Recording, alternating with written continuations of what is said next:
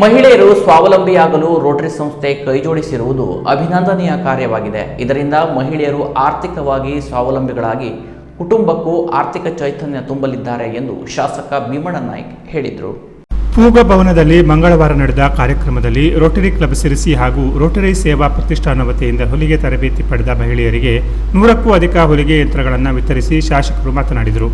ನಗರದ Rotary club ರಾಜ್ಯದಲ್ಲೇ ಮಾದರಿಯಾಗಿದ್ದು, ಶಿಕ್ಷಣ, ಆರೋಗ್ಯ, ಪರಿಸರ ಸಂರಕ್ಷಣೆ ಹಾಗೂ ಸಾಮಾಜಿಕ ಪರಿವರ್ತನೆಯ ಕ್ಷೇತ್ರಗಳಲ್ಲಿ ಪರಿಣಾಮಕಾರಿ ಸೇವೆ ಸಲ್ಲಿಸುತ್ತಿದೆ.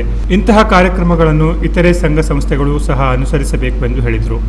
ಎಸ್ಎಸ್ಎಲ್ಸಿ ವಿದ್ಯಾರ್ಥಿಗಳ ಶೈಕ್ಷಣಿಕ ಪ್ರಗತಿಗಾಗಿ ಜಾರಿಗೊಳಿಸಿದ ಶಿಕ್ಷಣ ಸಿರಿ ಯೋಜನೆ ಅತ್ಯುತ್ತಮ ಕಾರ್ಯವಾಗಿದೆ. ರೋಟರಿ ನೆರವಿನಿಂದ ನಡೆದ ಈ ಕಾರ್ಯಕ್ರಮವು ವಿದ್ಯಾರ್ಥಿಗಳ ಶೈಕ್ಷಣಿಕ ಫಲಿತಾಂಶ ಉತ್ತಮಗೊಳ್ಳಲು ಸಹಕಾರಿಯಾಗಿದೆ ಎಂದರು.